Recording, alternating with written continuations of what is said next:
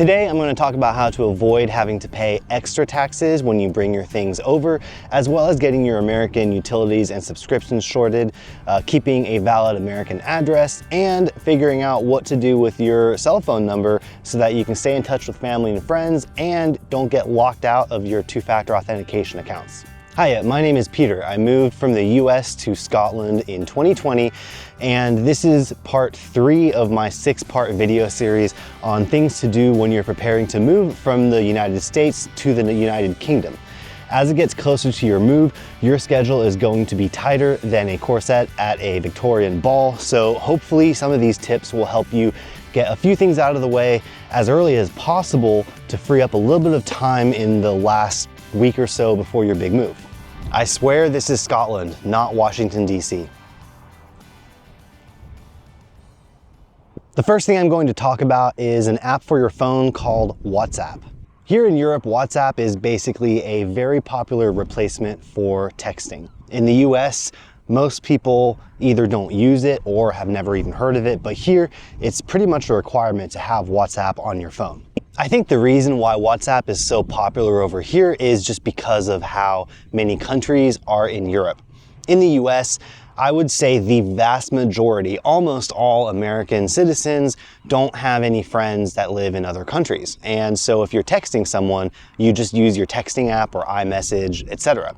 Whereas here, that's not necessarily the case. Now, if you're in the EU, they have some very good laws about mobile data, so you probably could text at least some of your friends without having to worry about extra charges. It's still extremely popular for pretty much everyone to have and probably use WhatsApp as their main method of texting. It's kind of like a version of iMessage that works no matter what phone you have. So on my iPhone, if I have someone that texts me from an Android, I get that dreaded green bubble. And with WhatsApp, all the bubbles are green, but it's okay because that's normal for WhatsApp. And all of the texting, calling, video chat, everything goes over your data instead of using your actual phone plan. So this works really well if you're talking to someone internationally, because no matter what their phone number is, nobody is going to rack up any international charges for calls, texts, or video messages. It's also fully encrypted end-to-end, which is great, even though the UK government is trying to end that, but that's a topic for a whole different conversation. But regardless, WhatsApp is a really good way of staying in touch with people. The good thing about WhatsApp is that it also updates with your actual mobile number. So I say set this up about a month in advance because that's something you can do at any time really, but you might as well get it out of the way now. And so basically your WhatsApp phone number will be your actual phone number. And you can text anyone else that's using WhatsApp. But the thing is, once you actually move over here to the UK and you get a new UK phone number, you can use the same WhatsApp account. You can just update the phone number in WhatsApp to your British phone number, and it will automatically basically sync with your contacts list. So you can still text everyone just like you were doing back in the States, and it'll just update to your new UK phone number.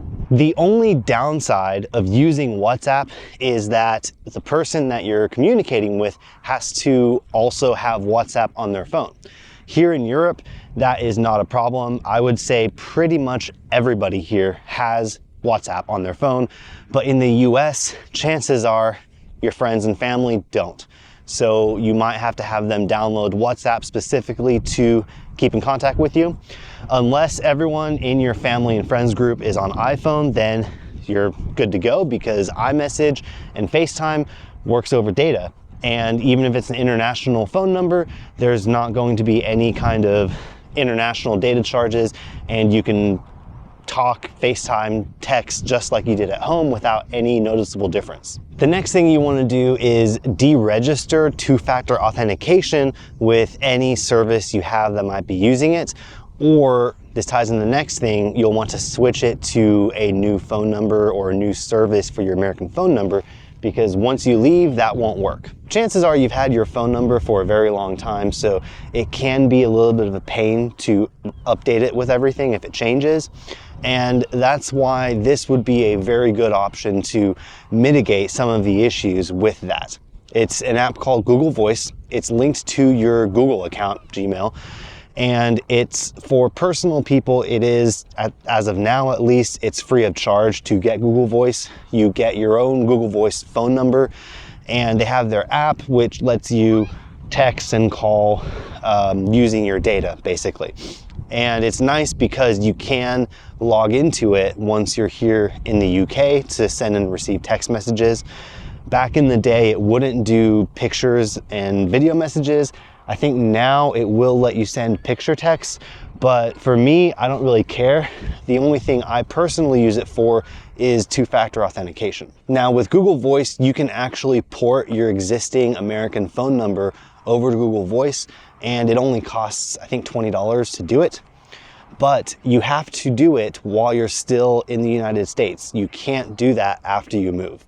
The one big thing you have to watch out for when porting your number over to Google Voice is that as soon as that port is completed, it's going to basically cancel that phone number from your existing service. So your AT&T, Verizon, T-Mobile account will basically shut down, and Google Voice requires data in order to work. So you have to have some sort of a data plan in the meantime. So I say you should do this about a month or so before you move.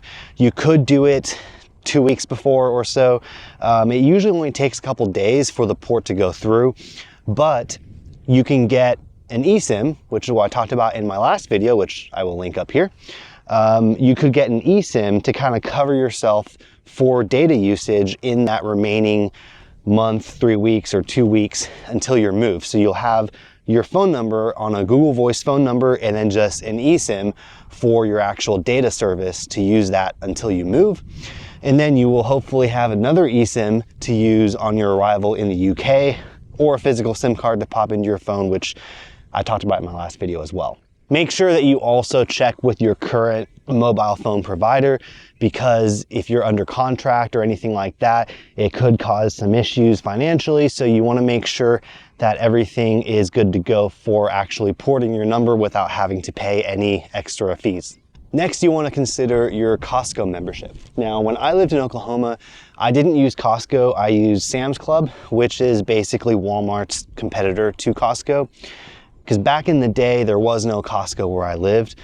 It was, I'm wanting to say about 2 years or so before I moved was when Costco opened up close by. But I still use Sam's just because that's what I always had. Now in the US, you shop at Sam's because with the bulk items, it's usually a little bit of a savings compared to what you'd get buying at Walmart or Target for your groceries. It's a little bit different here, but I wanted to make sure that I still had access to that kind of a service when I moved here. And here in the UK, they don't have Sam's Club, they only have Costco and I guess other local cash and carry places, what they call them. Now, Costco in the UK is significantly different than in the US. Here, you can't just buy a normal Costco membership to your store unless you are in certain trades. There's like a list of trades that you have to be in, and businesses basically are the only ones that can get Costco memberships here. So if you're not a member of Costco and you just move over, chances are you won't be able to get into your local Costco. However, once you have a Costco membership, that membership is valid worldwide. I went to my local Costco and I got a new membership right before I moved. I didn't even buy anything. I just literally just went in, signed up, got the cards, and brought those over with me. Once I arrived here in the UK, I just went to the Glasgow Costco. And of course, when I showed them the card, it looked a little bit different than the ones they had here. But I just had to go to the membership desk and get it swapped over to a UK Costco membership.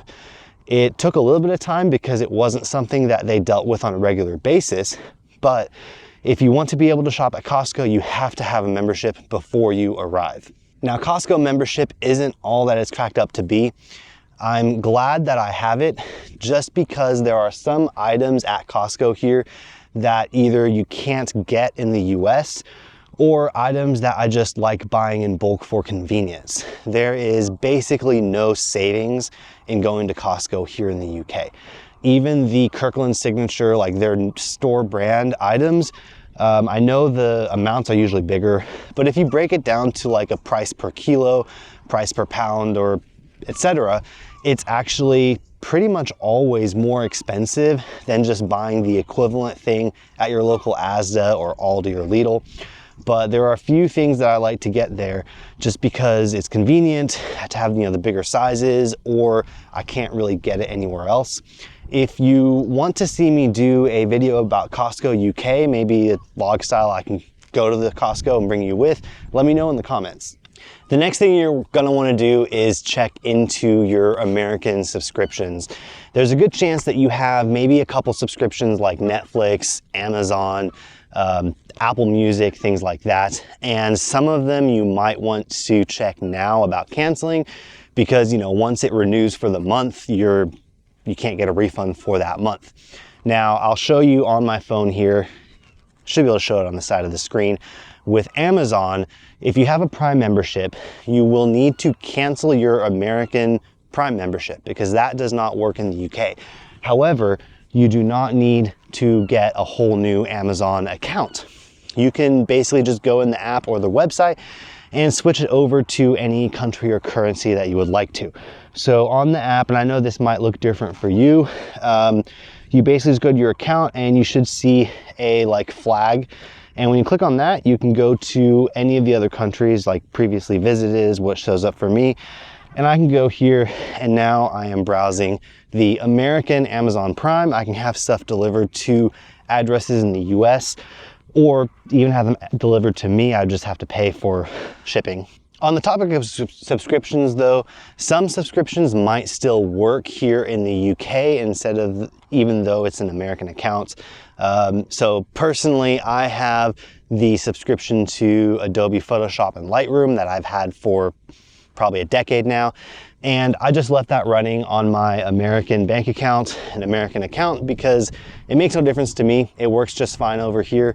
Same for my Gmail account, my work email. It still charges me in dollars just because I haven't switched anything over, and that's not a problem. Now, a big thing is Netflix. I know they're kind of cracking down on it now and have made some changes, but I don't have Netflix at this moment, but last time I used it, it was an American account and it worked just fine here in the UK. And you can use a VPN if you'd like to watch your American shows while you're here, or when you're in the US still, you could use that VPN to watch British Netflix if you'd like to. Oh, damn, it's locked.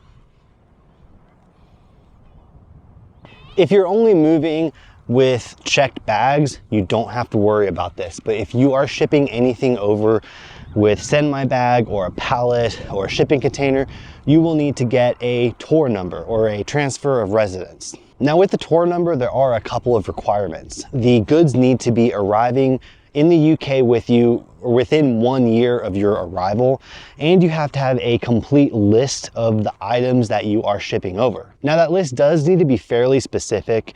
Now, if you're sending books, you don't have to list out the title of all the books, but you'll need to put in like 40 books and 30 pieces of cutlery, 20 utensils, etc. So you do need to keep a pretty detailed, specific list of the items that you're packing for your TOR number.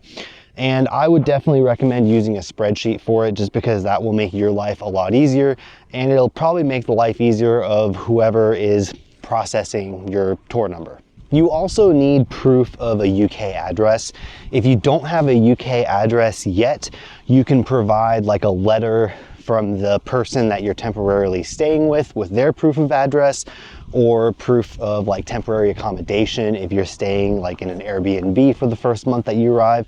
But you have to have proof of UK address in some form, and you also have to have proof of your American address. So you could send in like a bank statement, a utility bill, and it has to be within the last 6 months, I believe. Some items like vehicles have a whole list of requirements for a bunch of other stuff that you need to include.